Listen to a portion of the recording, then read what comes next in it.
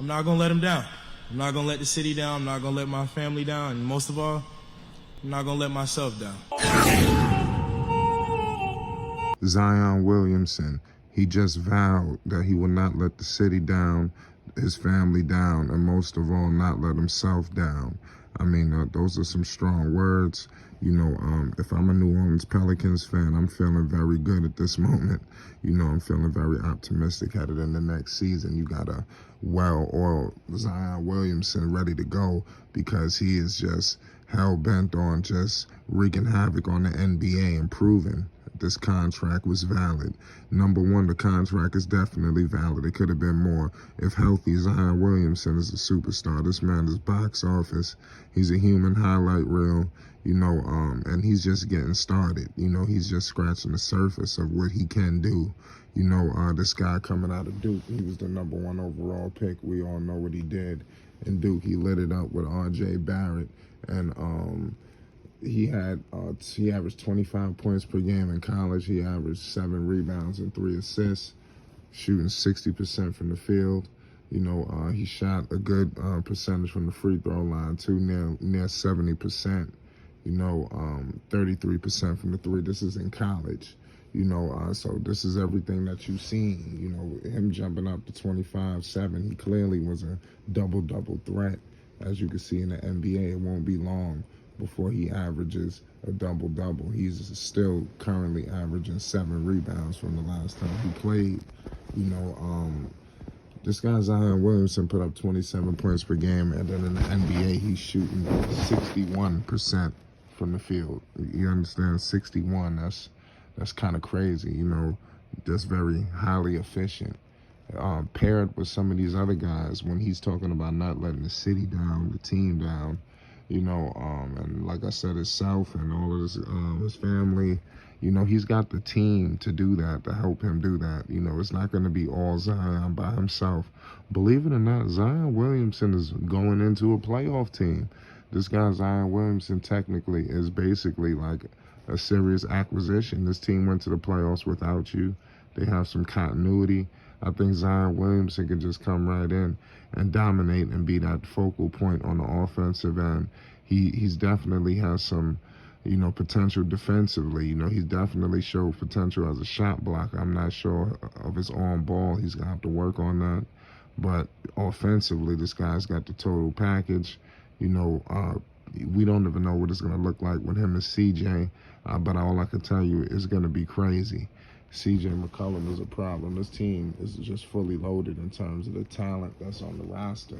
You know, when you're talking about even some of the younger guys. Like I said, the young talent on this team is crazy. We're going to get into that. CJ McCollum averaged 24 points per game, shooting nearly 50% from the field, nearly 40% from the three-point line. So this guy CJ McCollum, I don't give a damn. He's a former most improved player winner, but I don't care what you say. He's an all-star. CJ McCollum is an all-star player. He's an all-star guard, in my opinion. I don't care if he never made it. There's certain players that are just all-stars. CJ McCollum clearly put the Pelicans on his back along with Brandon Ingram. He helped relieve pressure off of Brandon Ingram to help Brandon Ingram fully blossom into the player that we know and love. You know, if it wasn't for CJ, I doubt the Pelicans would have secured that playoff spot because it was a late push by the Lakers, even though they bottomed out. But the Pelicans still had to hold a couple of teams off. You had teams climbing up the rankings. So it's crazy. It's going to be interesting. I think Portland was trailing them. It was a few teams that was in the mix. But New Orleans somehow snuck in. But if you looked at the beginning of that season, you would have never thought that the Pelicans would have made the playoffs. It's actually a total shock. And it's crazy how people forget that. The Pelicans were dead to rights. You know, to start the season, they started off horribly. And then out of nowhere, like a lightning bulb switch, Brandon Ingram turned it up a notch. It seemed to be the way he was playing. The Pelicans were teetering, looking like a team that could make the playoffs. I think David Griffin, he made the right decision. He could have went in a multitude of different directions. He either could have made the trade or he could have just, you know, possibly let the team go how it was and maybe bottomed out and got a lottery pick. but it's clearly showing you that David Griffin is out here to win it.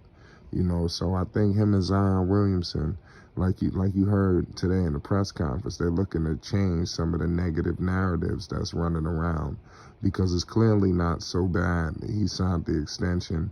The team is winning. I think this playoff push paid dividends. This really secures Zion Williamson's spot. Like we stated before, it was like they were playing hardball with each other, but the thing was the Pelicans end up going to the playoffs, and that changed it all. It made it much of an easier decision for Zion Williamson to sign on the dotted line, which was the right move. The Pelicans are a great team, and they're going to be a serious threat next season. I don't see why they can't be where the Memphis Grizzlies were this season, coming up. I don't see why. They got all the pieces. You really got a big three in terms of Zion, CJ, and Brandon Ingram.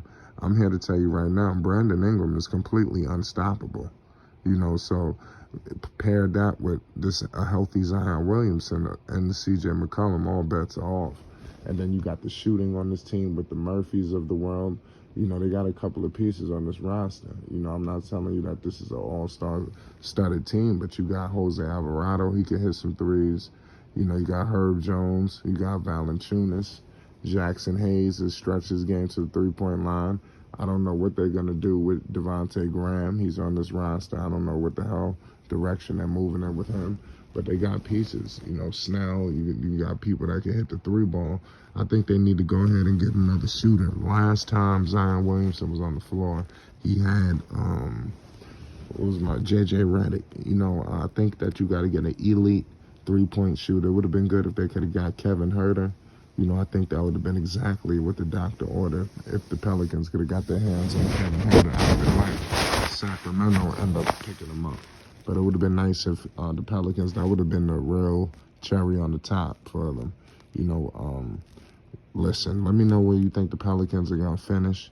But Zion Williamson, you clearly hear what he said. He's vowing to the city, he ain't going to let nobody down. He ain't going to let his family down either, and he won't let himself. Like I said, that's some strong words. He got to back it up.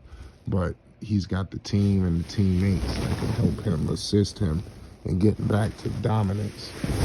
The Pelicans, the sky's the limit, along with this coaching staff, which is elite, top of the game right now, led by Willie Green. I think that standout coaching staff in this league, one of the best. They definitely shocked a lot of people. Nobody's seen the Pelicans finishing where they were, and they're looking like they're the team of the future, because they got two all-stars, really three.